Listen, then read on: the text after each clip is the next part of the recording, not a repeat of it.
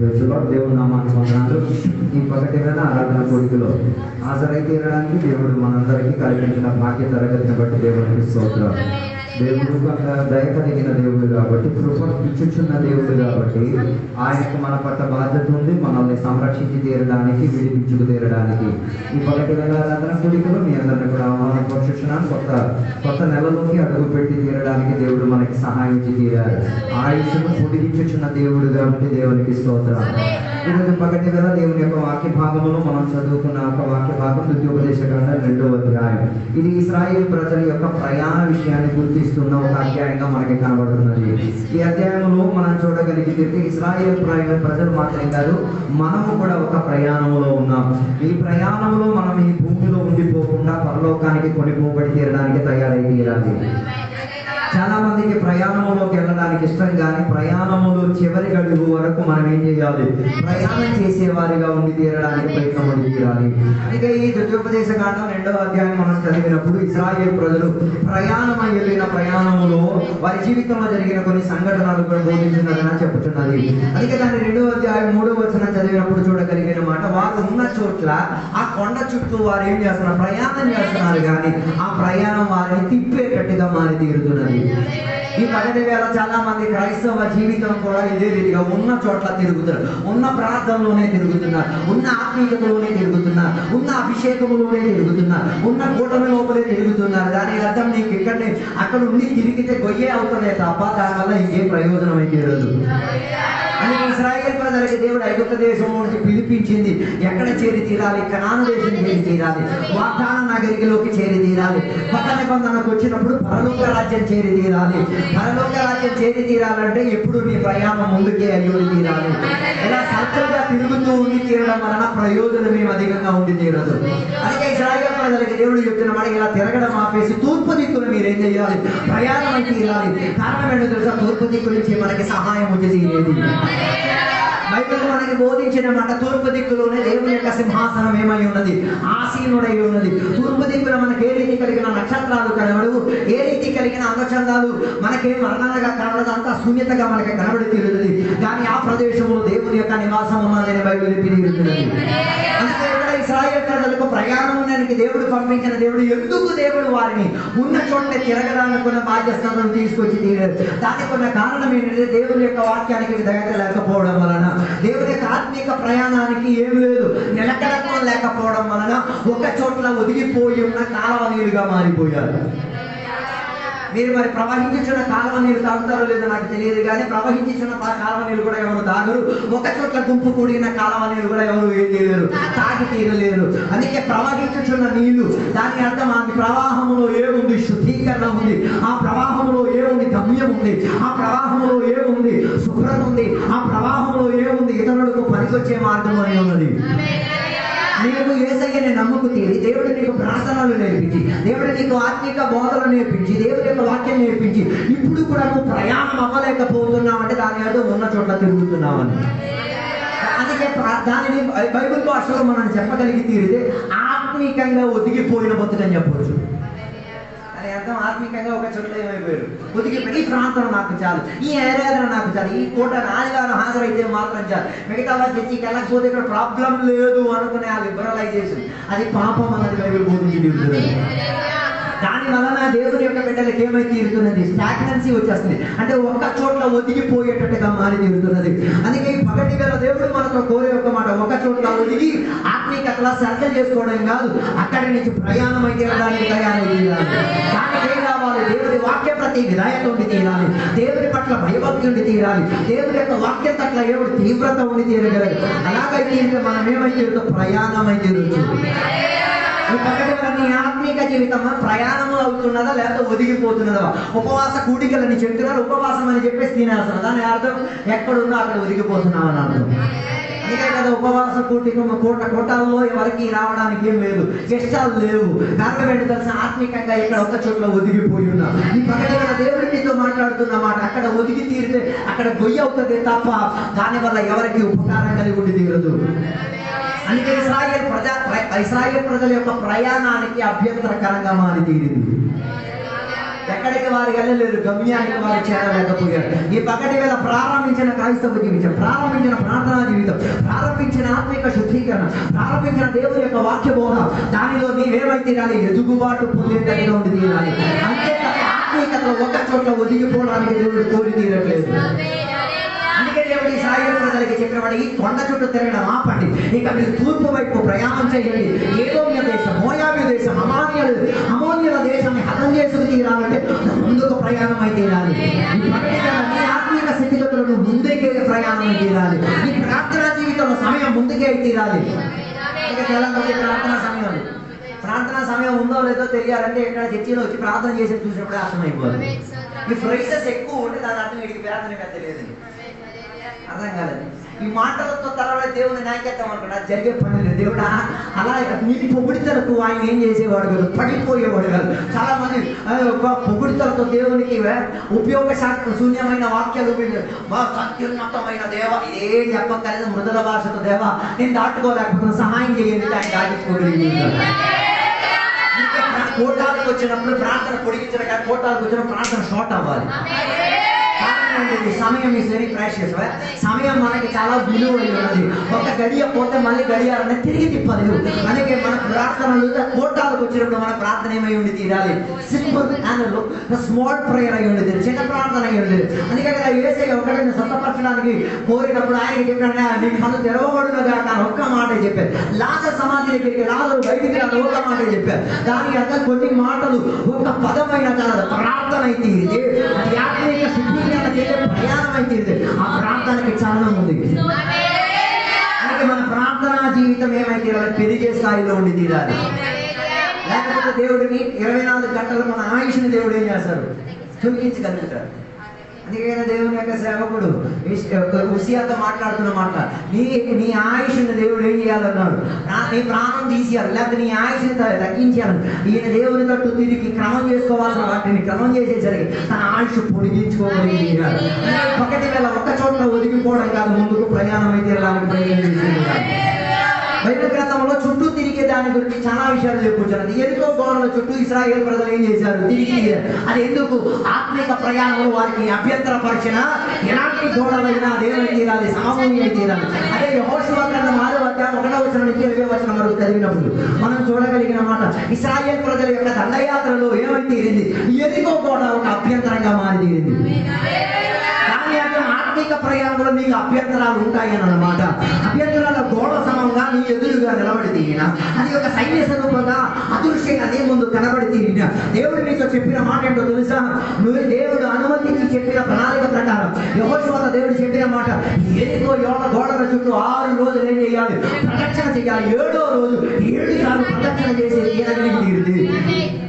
నీకు అభ్యంతరకరమైన ఆ ఎరికో గోడ ఏమైతే సమభూమిగా మారింది. ఇప్పుడే కదా డీజే గురించి అని విన్నా. డీజే గురించి ఎరుకో గోడకి బదలు కొట్టేటప్పుడు దేవుడు రుజువు చేశాడు. అందుకే కొంతమందికి తెలియదు, ఆరాధనకు వచ్చినప్పుడు ఈ మూగ దేవతలు కొంతమంది వ్యాపారించారు. అంటే మూగ దేవతగా దేవుని ఆరాధన చేసిన వాడు కంఠదునితో, చప్పట్లతో, నాట్యముతో, ఆత్మాటముతో దేవునికి ఏం చేయాలి? దేవునికి ఆరాధన చేయగలిగి తీయాలి. నేను కదుపుతున్నానంటే దాన్ని అర్థం దేవుడు నేను కదపడానికి ప్రయత్నం చేస్తున్నానని అర్థం చేసుకుంది.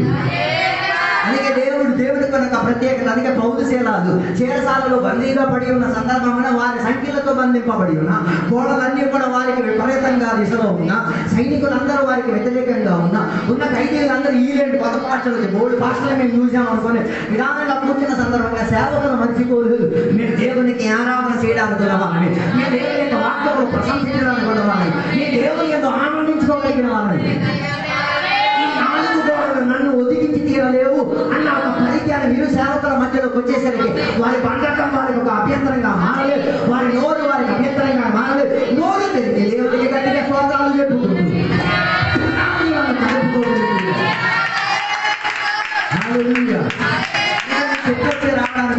ఆత్మిక ప్రయాణంలో మనకేముంది? అభ్యంతరాలు ఉన్నాయి. దానికి మనకేం కావాలి? దేవుని అందున్న నమ్మకం మనకి కావాలి, దేవుని అందున్న విశ్వాసం మనకి కావాలి. ప్రదక్షిణ చేస్తే గోడలు పడిపోతాయిరా? అర్థం కాలేదు.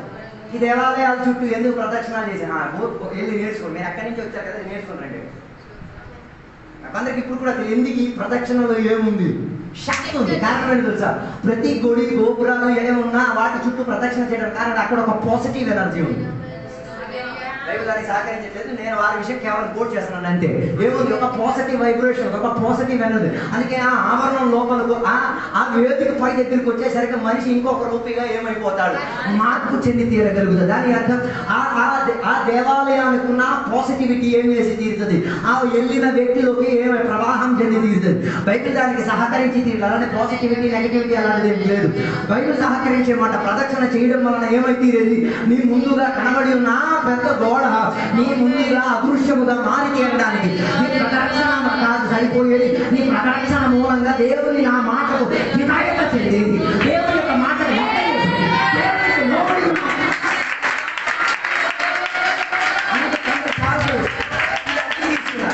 ప్రదక్షిణ అతిథి. అరే బాబు ప్రదక్షిణ మనం చెయ్యక్కర్లేదు.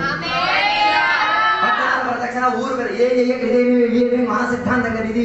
అన్య దేవతలకు సేవించే వారికి ఉన్న సిద్ధాంతం, మనకున్న సిద్ధాంతం విశ్వాసంలో దేవుడు చెప్పితే దేవుడు చెప్ప కూడా తిరిగారు, చర్చిని మొత్తం తిరిగారు.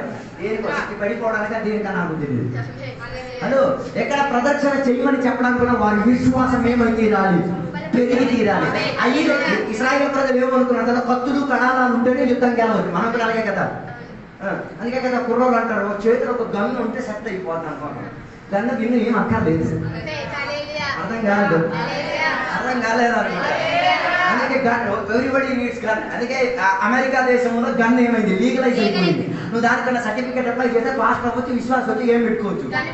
నాకు తెలిసిన ఒక పాస్టర్ గారు ఆయన ఇల్లు మొత్తం ఇదేతో నిండుంది, ఫుల్ తుపాకీ AK-47 దగ్గర నుంచి ప్రారంభించి చిన్న క్రిస్టియన్ వరకు అన్నీ ఉన్నాయి. దేనికి ఉంచామంటే దేనికి ఉంచారని అడిగితే ఆయన చెప్తున్నాడు, నేను విశ్వాసంలో రాష్ట్రంలో చంపడానికి కాదు కానీ అది భయపడాలి. నేను అన్నాను, ఎలాగ మీ ఇంటికి అందరూ ప్రార్థనకు వచ్చి కూర్చుంటున్నాను, నాకు అర్థం కావట్లేదు. భయపెట్టించడానికి గన్ను కాదు వాడికి తెలియదు, భయపెట్టించడానికి దేవుడికి భయపడి తీరాలి, భయపడి తీరాలి. దేవుడు తీర్పు తీర్చబోతున్నాడు, దానికి భయపడి తీరాలి. ఎదుకో గోడల చుట్టూ ప్రదక్షిణ చేయమని చెప్పడానికి ఉన్న కారణం, వీరికి ఒక సిద్ధాంతం ఉంది. కత్తులు కడారాలు మనుషులు ప్రతాపం ఉంటేనే మేము పొత్తు యుద్ధాన్ని ఆడవచ్చు. దేవుడు ఇదే అర్థం లేదు, నా మాట వినేది తిరగడం ప్రారంభం. చేసిన కొన్ని పదాలు ఉన్నాయి కదా, అది గాన ప్రతిగానం ఉచ్చారించుకొని నేను ఇచ్చిన కొన్ని వాయిద్యాలు ఉన్నాయి కదా, దానిని గౌరవం తీసుకుంటూ వాయిద్యాలు వాయించుకుంటూ ఏకమునితో ఏక మనసుతో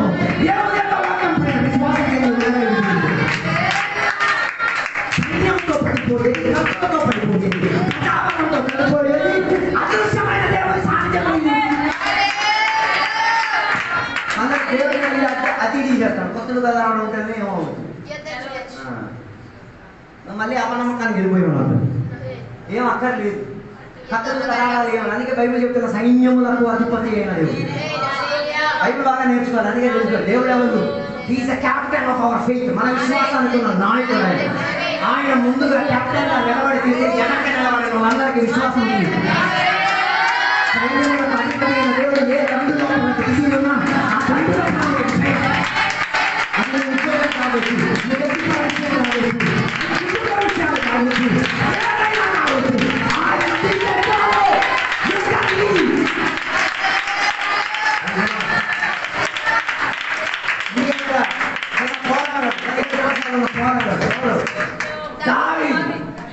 ఎన్ని అడుగులు ఉన్నా 9 అడుగులు ఉన్నా ఒకడు నిలబడి ఏం కేకలాడుతున్నాడు, మిమ్మల్ని అందరినీ ఏం చేస్తాను ఏం చేస్తాను, మీ దేవుని నామములో వస్త్ర ఆరాధన జరిగేటట్టుగా పరివేశం ఉంది. 17 సంవత్సరాలు ఉన్న బచ్చాలు ఎదురు నువ్వేదిరా మాటలు, నేను కాదు నేను పడగొట్టాడు. ఎందుకు మాట వచ్చిందో తెలుసా? ఎందుకు మాట వచ్చింది? ఆ ఇంటి దగ్గర నాయన తన్నీవు వలగలదని చేస్తారు. కొన్ని అమ్మ నాన్న పిల్లలు తనకపోతే అది తన్నించే అవకాశాలు తీసుకొస్తారు. తర్వాత ఇక్కడికి వచ్చి సాక్ష్యం చెప్పుకోవచ్చు. అదొక అభిమానం అనుకుంటున్నారు మీరు. అర్థం కాలేదు. తన్నాల్సిన టైంలో తన్నాలి కదా. తన్నాలి అంటే దానితో కాళ్ళతో చెప్పేయండి అని కాదు, కొట్టాల్సిన సందర్భంలో ఏం చేయాలి. కొట్టలేకపోతే ఊరోని పిల్లల్ని కొట్టేసి పాఠాలు నేర్పించేస్తారు. ఆ విషయాలు కాదు. దావీదుకి ఎందుకు ఈ శౌర్యం వీర్యం కలవడానికి కారణం తెలుసా? చిలిపి వయసులోనే నాన్న ఏం చేశారు, మగ పిల్లలకి అందరికీ సైన్యంలో పంపించేది, చిన్నవాడికి ఎక్కడికి పంపించారు. గొర్రెల వ్యాపారం. మీరైతే గొడవ పెట్టేసి నా చేతి మీద కత్తి పెట్టారు. ఆడు మంచోడు కాబట్టి ఓకే నాన్న సరే అన్నయ్య అందరికి ఎక్కడ పంపించావు, నో ప్రాబ్లం, నా సైన్యం ఈ మందలే.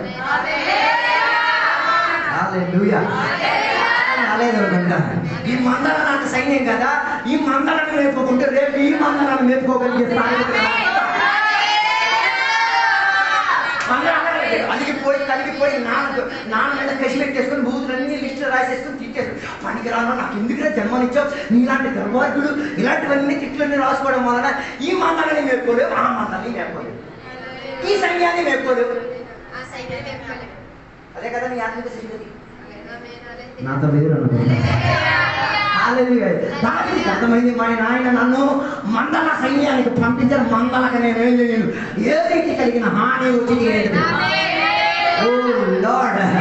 అదే దేవుడు గుర్తించుకు తీరింది. దావీదు ఏ చిన్న విషయానికైనా ఆయన ఏం కాదు, రెబలియస్ యాటిట్యూడ్ చూపించి తీరాలి. నాకు 5 వాక్యం పెట్టిన టైం ఇవ్వలేదా, నీకు పాట పాడని టైం ఇవ్వడు, అప్పుడు చేయలేదు, నువ్వు వాక్యం వచ్చేసి ఎవరితో పాటు కొట్టారు అర్థం కాలేదు. 5 నాకు ఆరాధనలో నాకు పొగడలేదు, సీపు పట్టు తర్వాత పోడుతారు. 5 నాకు చేసి చెప్తా, 5 ఇంటికి వెళ్ళి బాత్రూమ్ కడుపు, అప్పుడు దేవుడు నీకు వేదిక తయారు చేస్తారు. ఇది సెకండ్ గొప్ప అభిషేకం మానవసి ముందు. అదే పరిశుద్ధాత్మ దేవుడు నీతో మాట్లాడి ఎందుకు అడగరా అంటే నువ్వు కాదు కానీ ఏ గొలియాత్ వచ్చి కూడా ఏం చేస్తాడు, నాకు వచ్చి కడిగి తీరగలుగుతాడు. దాని అర్థం దేవుడు నీకు ఇంటి దగ్గర దావీదు యొక్క ఇంటి దగ్గర నుంచి ఆయన అవమానం సిద్ధాంతముగా అన్నయ్య నాకు అందరికీ సైన్యంలో పంపించి వీడికి ఎక్కడికి పోయి అడవికి పంపించారు. వీడికి అర్థమైతే నా ట్రైనింగ్ ఎక్కడ, వాళ్ళ ట్రైనింగ్ అక్కడ. కొన్ని ట్రైనింగ్ దేవుడు కొందరి ద్వారా అవమానం పరిచే దేనికో తెలుసా, ఆ చోట్ల నువ్వు ట్రైనింగ్ పొంది సైన్యంలో అధిపతి అయిన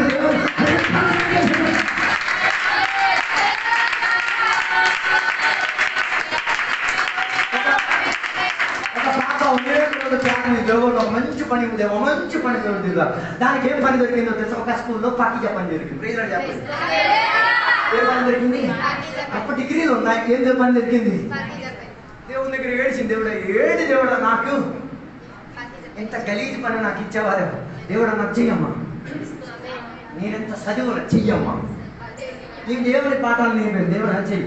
ఈమె ఇష్టం ఉన్నా లేకపోయినా ఏం చేసేది, ఆ పని చేసేది. ఆమెకి అర్థం కాలే, ఆ కాలేజీలో ఉన్న మేనేజ్మెంట్ ఆ పాపని పరిశోధించుకొని తీరేది. ఇది చిన్న విషయాలకి విలువించి తీరుతున్నదా, చిన్న చిన్న పని పద్ధతిగా చేస్తున్నదా.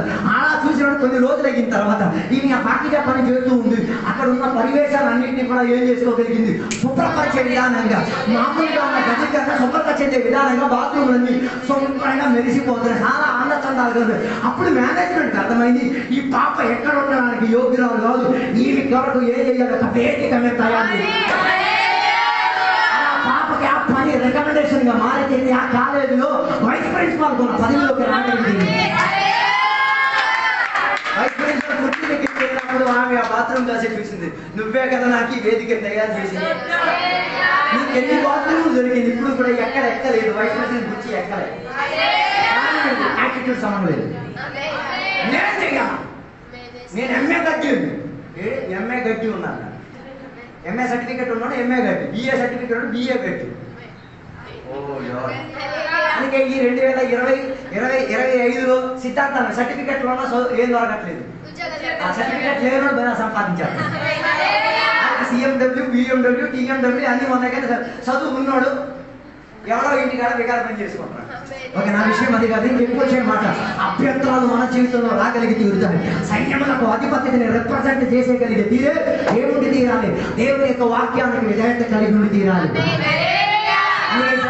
ప్రదక్షిణ చేసిన ప్రదక్షిణ మీద కాదు వారి కాన్సన్ట్రేషన్, వారి కాన్సన్ట్రేషన్ మేము ఇలా తిరిగేటప్పుడు మేము పలికిన ఏ దేవుడు ఉన్నాడు కదా, మేము ఆరాధించే ఏ దేవుడు ఉన్నాడు కదా, మేము విశ్వసించే ఏ వాక్యం ఉంది కదా, ఆయన తేజోమయుడిగా సైన్యములకు అధిపతిగా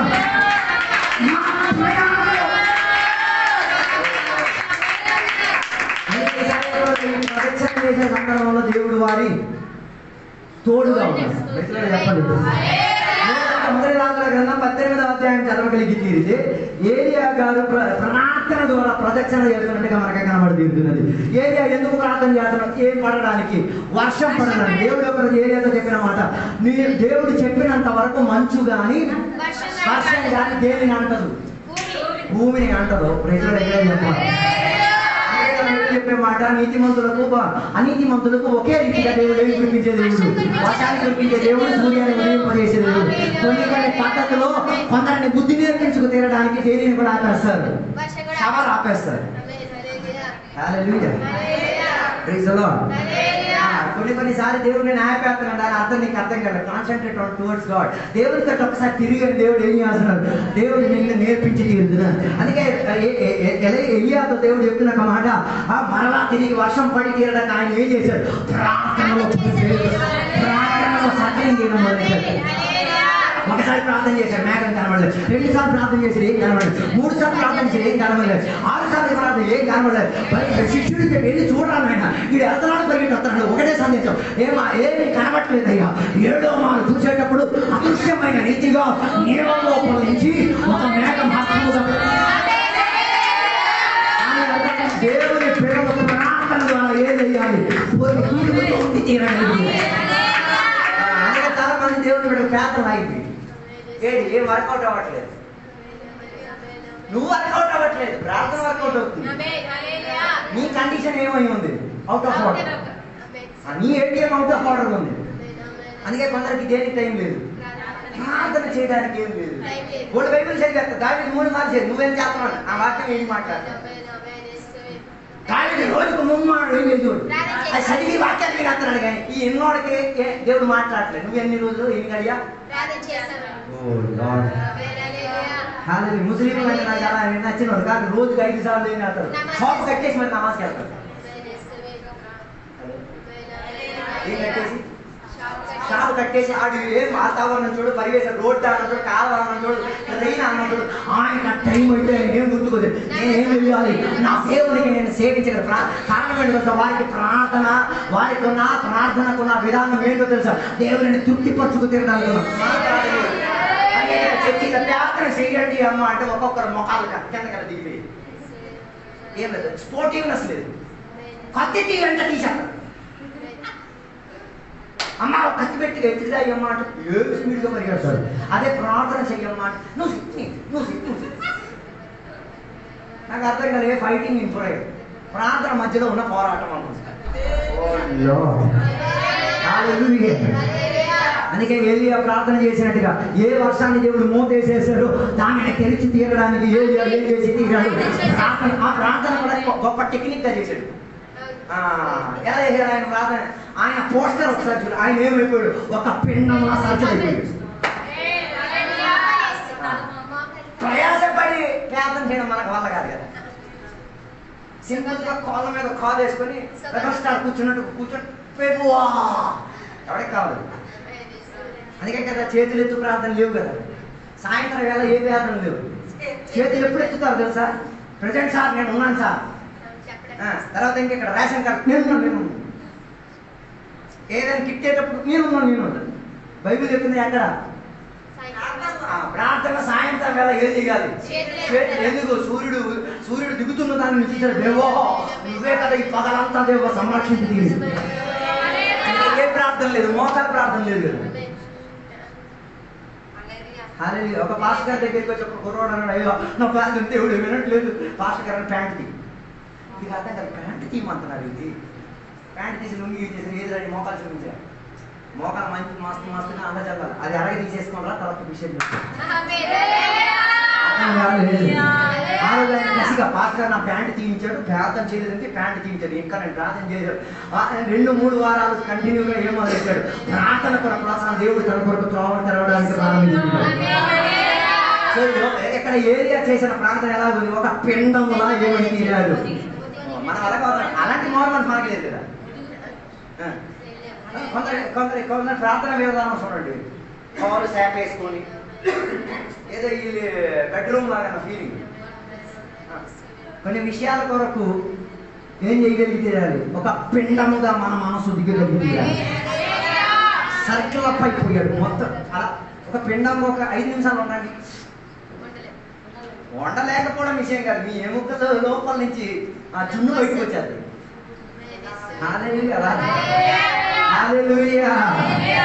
రాలేదనుకో, నీ కొరకు ఒక తిమ్మంగా రెడీ అవుతుంది, దాని పొట్ట లోపల దిగి నువ్వు ఒదిగిపోవాల్సిన పరిస్థితి ఉంది. యోనా గురించి మనందరికీ తెలియదు, గొప్పగా వాక్యాలు వినేసి సంతోషించి చెప్పలు పెట్టేస్తారు. యోనా ఎక్కడ ఉన్నాడు? చేప కడుపులో ఉన్నాడు. ఏం తిన్నాడు? 3 రోజులు ఆడ మళ్ళీ తిన్నాడు. దేవుడు చెప్పినప్పుడు మాట ఏం లేనప్పుడు జంతువు కడుపులోకి వెళ్ళి నీకు ఈ నువ్వు తింటేనే నీకు అర్థం అవుతుంది.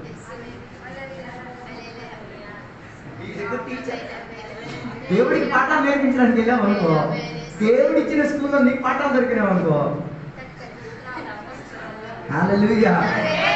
అంటే ఏలియా గారు ఒక పిండంలా ఏమైపోయాడు, ఒక సర్కిల్ గా ఒదిగిపోయి ఆయన తనను ఏం చేస్తున్నాడు, తనకు 2 కాళ్ళ మధ్య చేసుకొని దేవుడు అడిగిన మాట, దేవా వర్షం కావాలి, దేవా వర్షం పంపించే దేవుడు దేవా, ఆపిని నువ్వైతే తెరవడానికి దేవో రెడీ అయితే. మన ప్రార్థనకు ఒక ప్రత్యేకత, ఓన్లీ స్టార్టింగ్ ఉంది, ఎండింగ్ ఎప్పుడు? ఏసై వచ్చిన తర్వాత ప్రార్థన ఏమైపోవాలి? క్లోజ్ అయిపోవాలి. ఏసై వస్తే మరి ఇంకేం చేయలేదు. ఏసై లేదు కాబట్టి ఇప్పుడు ఏం చేసుకోవాలి? ప్రార్థన వల్లనే భయము, ప్రార్థన వల్ల పాట గొప్ప పాట పాడడం విషయం కాదు, చేతనమా లేదా అన్న విషయం. యేసుక్రీస్తు వారు కూడా గెత్సెమనే తోటలో ఆయన ప్రార్థన లోపల ఏమైపోయారు? వంగిపోయారు. గెత్సెమనే తోటలో అందరూ వేదన అందరికీ చెప్పారు, ప్రార్థన చేయండి రా ఆయన చెప్పినోడు ఎవడు చేయడు. ఆ రోజు కూడా ఈ రోజు కూడా కదా, ఫాస్ట్ గా చెప్పాడు 3 రోజులు ఫాస్టింగ్. అలాగే తయారయ్యారు. ఆయన ఇంకా గడప దగ్గర ఉన్నారు. మన మరి ఇంకెక్కడ ఉన్నారు? మీ మీద నిజంగా ఆ గెత్సెమనే తోటలో ముమ్మారు దేవుని సన్నిధిలో ఏం చేశారు? పడి మరి ప్రార్థన. అక్కడ బైబిల్ వ్యాఖ్యానం వచ్చేది, తన చెమట ఏమైతే రక్తపుగా నేల మీద పడేది. అది ఒక మెడికల్ కండిషన్. అతి తీవ్రత చెందే విధానంగా వస్తే నరాలు పగిలేసి ఏమొచ్చి తీరుతుంది? చెమట రావాల్సిన చోట్ల నుంచి ఏమొచ్చి తీరుతుంది? అలా వాడు పేర్లు ఏమన్నా ఉన్నాయా? వాక్యపరిచయం చేసి రక్తం కక్కిన శాతం మనకు తెలుసు. ఏం చేసి వాక్యపరిచయం చేసి కక్కిన సేవకు మనకు తెలుసు. వాక్యపరిచయం చేసి హతసాక్షులు మరణించిన వాళ్ళ నాకు తెలుసు.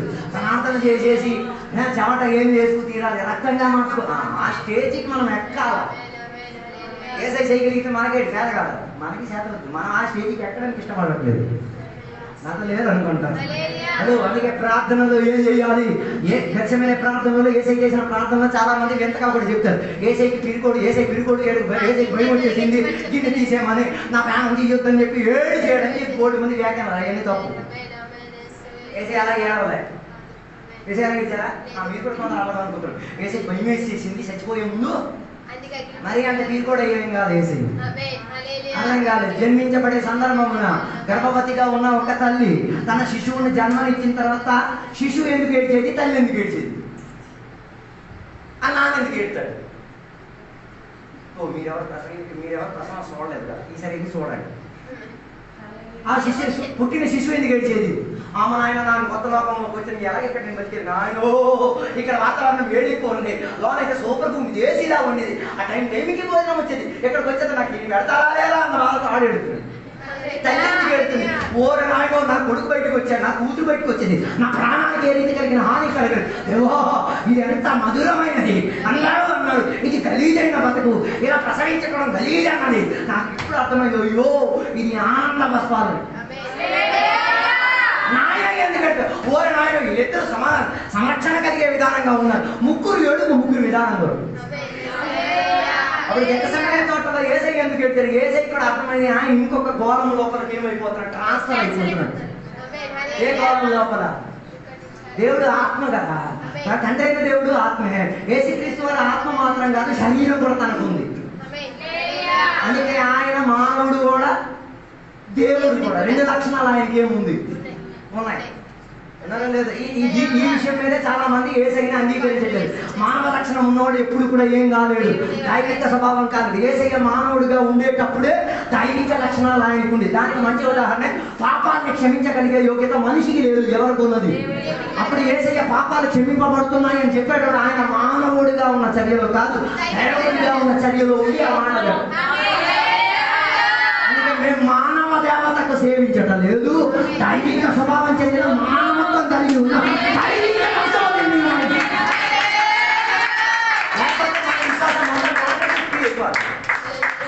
అందుకే నేను ఇందాక చెప్పొచ్చినమాట, ఎందుకు గెచ్చమనేలా చేసేది తండ్రి అయిన దేవుడితో ఉన్న ఐక్యతలో నుంచి ఈయనేమయ్యాడు, ఒక స్టెప్ బ్యాక్ అవ్వడం ఎంత కష్టమో. అలా చెప్పి మీకు అర్థం కాదు. నా 24 years అమ్మా నాన్న దగ్గర పెరిగిన నిన్ను అకస్మాత్తుగా నిన్ను తీసుకెళ్ళి ఏ హాస్టల్లో పడేసేయండి, నీవు సతమతం అయ్యే చూడొచ్చు. గుడుగు డాన్స్ చేసిన దానికన్నా ఘోరకరంగా నువ్వు బాగా డాన్స్ చేసావు. అమ్మ తిండి లేదు, అమ్మ నా బట్టలు ఉతికి పెట్టేది లేదు, నేనే ఇప్పుడు ఆ ఫీలింగ్ ఎలా ఉంటుంది? కొందరికి అలాంటి ఫీలింగ్ లేదు, అమ్మ నాన్న పట్ల విలువ లేదు కాబట్టి ఫీలింగ్ ఉంటుంది, కొందరికి ఆ ఫీలింగ్ ఉంటుంది. కానీ అది 2-3 రోజులకి తర్వాత మళ్ళీ ఏమైపోతారు, అడ్జస్ట్ అయిపోతారు. కానీ యేసయ్యకి ఆ అడ్జస్ట్మెంట్ కారణం ఏంటి? దేవునితో ఉన్న సహవాసంలో నుంచి దేవుడు చావలేదు. గాడ్ కెనాట్, దేవుడు చావలేదు. కానీ యేసయ్యకి ఏమొచ్చి తీరుతున్నది? చావు వచ్చి తీరుతున్నది. ఎలాంటి చావు? మామూలు చావు అయితే మనం ఒప్పుకోవచ్చు. ఎలాంటి చావు? కిరాతకంగా ఆయన ఏం చేస్తున్నారు? వేదన పెట్టి శరీరాన్ని దండించి మరీ చిత్రహింసలు పెట్టేసి ఆయన ఏం చేసి తీరుతున్నాడు? చచ్చి తీరడానికి ఆయన సొంతాన్ని ఏం చేసుకున్నాడు? అప్పగించుకున్నాడు. యేసయ్య చచ్చిపోలేదు, యేసయ్య చచ్చిపోలేదు, యేసయ్య ప్రాణం అప్పగించాడు. మిగతా వాళ్ళందరూ చచ్చిపోయారు.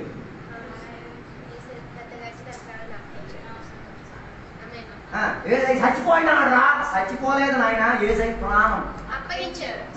అందుకే చివరి మాట ఆయన చెప్పినది ఏంటో, ఇదిగో నా ప్రాణం ఇచ్చేదికి నేనేం చేస్తాను. మన మరణం కూడా అలాగే అయ్యింది తీరా. అందుకే కీర్తనలో రాయబడింది, మరణకాలం వచ్చిన అందరూ ఘోరంగా కోడి తీసుకురా, ఎక్క తీసుకురా, కప్ప తీసుకురా అని చూసుకొని ఏడ్చేస్తాను. ఆ టైంలో చెప్పాలి, నో, నా ప్రాణం నీ చేతికి అందరూ చచ్చేటప్పుడు ఎన్ని గోదెట్టేసి ప్యానలు తినేస్తారు. అది కావాలనుకుంటున్నాడు, ఆ బతకాలన్నా తెలియట్లేదు. ఆ విషయంలో మా అమ్మ విషయంలో నేను అభిమానపడితే చెప్తున్నాను. ఆమె మరణించిన గడియలో ప్రార్థన చేసుకుంటూ నేను వెళ్తున్నానన్న గడి ఆమెకు అర్థమైతేరింది కాబట్టి ఆమెకు అవకాశాలు ఆమె ఏం చేసింది, ఉపయోగకరంగా ఉపయోగించి తన ప్రాణాన్ని దేవుని చేతికి అప్పగించుకోగలిగింది. యేసయ్య ఆ పాత్రను తీసే, గిన్నెని తీసే అని ఏడ్చింది పిరికోడైనందుకు కాదు. ఆయనకు అర్థమైతేరింది దేవుడు మరణించలేడు కదా, ఆ మరణాన్ని స్వీకరించుకు తీరాలంటే శరీరము ఆత్మ ఏం చేసేది కాదు, అంగీకరి ఆ వేర్పాటు అన్నది. ఆ వేర్పాటు ఎవరు ఏం చేయలేరు. అలా మీకు చెప్పిన మీరు ఎక్కువగా ప్రేమించిన మీ భార్య మీకు డివోర్స్ ఇచ్చేయడానికి పేపర్లు రెడీ చేస్తే నీకు ఎలా ఉంటుంది? అయిపోయింది. అలా జరగదులే. నేను ఉదాహరణ చెప్తున్నాను. నువ్వు ప్రేమించి, నువ్వు ఇష్టపడి, కష్టపడి, డబ్బులు ఇచ్చి అన్ని చేసి, సదుపాయాలు చేసి, పెళ్లి చేసుకొని అన్ని చేసిన భార్య నీకు బాయ్ బాయ్ చెప్పేసి నాకు నువ్వు వద్దు అని చెప్పేట నువ్వు పడే ఆ వేతం ఉంది కదా, ఎవడు వచ్చి ఓదార్చిన ఓదార్పు ఏం కాదు, లెక్క కాదు. కారణం ఏంటిది? ఆ ఐక్యతలో నుంచి డిస్యూనిఫై అవ్వడం చాలా కష్టం. ఆ డిస్యూనిఫికేషన్ యేసయ్యకి తండ్రి అయిన దేవుడికి ఏమై తీరింది, కలిపడి తీరింది. అందుకే ఆయనకు అర్థమై తీరింది, ఇది నేను చెయ్యకపోతే మానవులకు ఏం జరగదు. మనకి మరి దేవుని కొరకు సావడానికి ఇష్టం లేదు, మరి చెప్పే విద్య ఏంటి? ఆడిపోతే పోనీ నాకే సంబంధం. ఈ స్వార్థ చేయని విషయం అయితే నేను చెప్పేది. స్వార్థ చేయదు. ఎవరికి స్వార్థ చెప్పరు, ఎవరికి యేసయ్య గురించి చెప్పరు. ఏంటి ఆడి ఇష్టం ఏంటి సార్? మై కొత్త, మై ఇల్లు, my house, my life, my rules. నా జీవితం, నా ఇష్టం, నా కష్టం. అది కాదు. యేసయ్య చేసినట్టుగా మనం చేసి తీరాలి. యేసయ్య మరణ గడియలో మరణించుకు తీరడానికి వెళ్తున్నాడు. ఆ దొంగకి మాత్రం కాదు, ఆయన సిలువ వేసి తీరేటప్పుడు ఉన్న సైనికుడికి కూడా రక్షణకున్న తులోవన దేవుడు ఏం చేశాడు? మనం టైటానిక్ అన్న షిప్ మునుగుతున్న సందర్భంలో ఒక పాస్టర్ గారు కూడా ఇందులో ఉండేవారు. టైటానిక్ లోపల ఉండేవారు. టైటానిక్ లో మునిగి తేలుతున్నప్పుడు ఈయన మునిగి తేలుతున్నాడు, అవతల ఉన్న కూడా మునిగి. ఈ మునిగేటప్పుడే అవతల ఉన్న ఒక మనిషి కూడా మునుగుతున్నాడు, నీళ్ళు తాగుతున్నాడు. ఈ పాస్టర్ గారు లేచాడు, ఆర్ యూ సేవ్, నువ్వు రక్షింపబడ్డావా? అలాగే దిగిపోయాడు. నీరు మొత్తం దగ్గర ఆడు దిగిపోయాడు. మళ్ళీ no, I am not save అన్నాడు. అయితే యాక్సెప్ట్ జీసస్ టుడే. ఆ మరణ గడియలో కూడా దొరికిన అవకాశం